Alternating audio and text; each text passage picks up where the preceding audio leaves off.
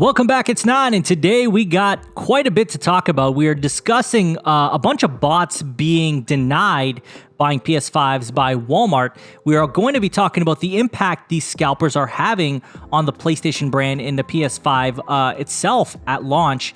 We're going to be discussing another CyberPunk 2077 update, and we're going to be talking about Overwatch 2. Now, before we get into that, if you haven't subscribed already, please hit that subscribe button, hit that notification bell to get notified about all my upcoming videos, and hit the like button. It helps the channel a ton. Now, let's get right into it, starting with this article that comes from PSU.com, and this is originally sourced from Stealth Optional. Now, it's titled, "Over 20 million bots trying to buy a PS5 were blocked by Walmart on November 25th. So Jerry Geisler, Chief Information Security Officer for Walmart, revealed that the company saw increased traffic from Grinch bots trying to steal would-be presents from regular consumers. Walmart has built, deployed, and are continuously updating our own bot detection tools, allowing us to successfully block the vast majority of bots we see.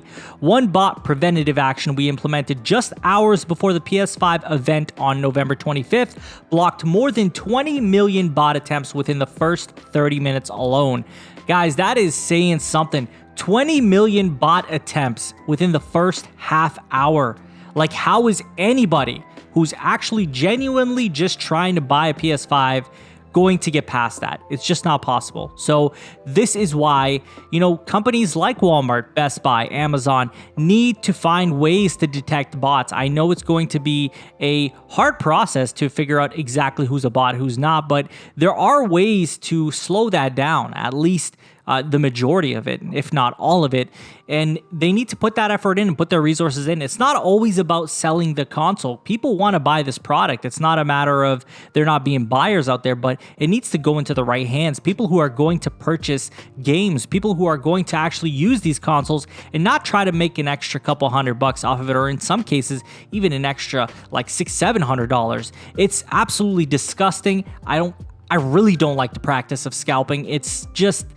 It's not right, man. It's not right to basically rob people of being able to buy a product for retail value and making sure that they spend more than, what the retail price is. So as much as I say, don't go out and buy these scalped products, I know that some people are going to anyway. But yeah, so happy to see that Walmart is actually doing something about it. I hope Best Buy and everyone else follows suit, because this is something that needs to happen. And this takes us to our next topic, which is about what PS5 scalpers are truly doing to the PS5 and how they are actually damaging it quite substantially. And this comes from VideoGamesChronicle.com, and it's titled, "PS5 Scalpers Are Threatening the Long-Term Health of the Console, Report Claims." PS5 said to have an unusually low software ratio. Guys, software ratio is very, very important, and we're going to get into that. But let's talk about this for a second. So, healthy ratio for a new console is around 1 game sold for each console bought. Based on Japanese sales data from Famitsu, Sony sold around 213,000 PS5 consoles in the product's first month of availability and just 63,000 physical games, meaning consumers have bought less than 1 package game for every 3 consoles purchased. That is so low for a product like the PlayStation 5, and it's not something that is taken lightly, at least on Sony's end of things. Backwards compatibility is great and all, but even so, to sell only 63,000 physical games on a console like the PS5, where you're selling 213,000, is saying something. Now, I do understand that, digital is huge. In fact, digital sales equaled out to 55% of the total PS4 software sales. So it could very well be playing a pretty big impact, but still, it doesn't explain the whole story, and there is concern there, and it's something that's not okay. But let's get deeper into this. So it stated, even if we consider digital download software purchases, the percentage of sold PlayStation 5s actually in use is not that high, meaning the current demand is constrained by profit-taking resellers. And this is according to Hideki Yasuda, an analyst at Ace Research Institute, meaning that Sony can tell how many PlayStation 5s are online or have been used on their side of things, and it's not as high as it should be based on the sales. So it's saying something. It tells us that, these resellers are really taking up quite a bit of the chunk of sales, and people aren't really just raring out to go out and spend a large sum of money on a product that they could pay half the price for, or, quite like not even half, sometimes even a quarter of the price for, depending on where you're buying it from. And this is something that is going to impact PlayStation. It's going to impact the gamers as well. Let's not kid ourselves. If it impacts Sony and PlayStation, it's going to impact the consumers of the PlayStation product. So we go on to hear that Bloomberg even claims that a major Japanese publisher has internally discussed the possibility of delaying its PS5 games based on concerns it has about the early market response to the console. Guys, this is huge. Now we're discussing possible delays for PS5 games because there just aren't enough people being able to purchase the games because the consoles aren't going into the right hands. This is a big deal. This is not something small. This is impacting the PlayStation's health and impacting the gamers of, the PlayStation community. And it's not fair to us, and it's based on these people who aren't even interested in gaming. These are people who are just trying to make a quick buck. So it makes it difficult for PlayStation. It makes it difficult for the gamers, especially if we're hearing stuff like possible PS5 game delays. And that's something that bothers me personally, as we want that PS5 content out as soon as possible, but this is a pure reason why we're probably going to see games still come out on the PS4. And it's reasonable, to say the least. It's expected.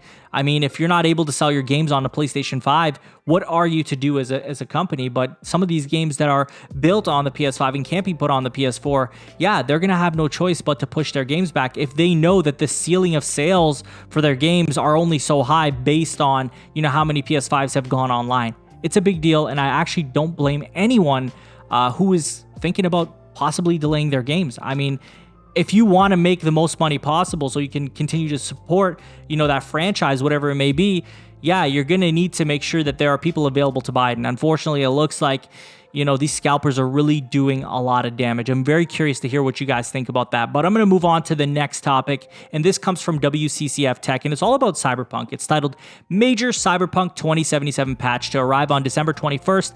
Internal GameStop memo claims will address most issues. So I know we've been talking a lot about Cyberpunk in the last 2 videos, I believe, and it's because there's a lot of news around it. It's a big title. I'm very interested in it myself. But it looks like if this is to be believed, December 21st is going to fix majority of the problems. The memo reads, the following message is sent on behalf of our partners at CD Projekt Red. CDP will issue a patch on December 21st that should be a major fix to address customers' concerns about Cyberpunk 2077. If customers are still unhappy and want to return their product, they should be directed to send an email to helpmerefund@cdprojektred.com for reimbursement directions, and it goes on to talk about refunds.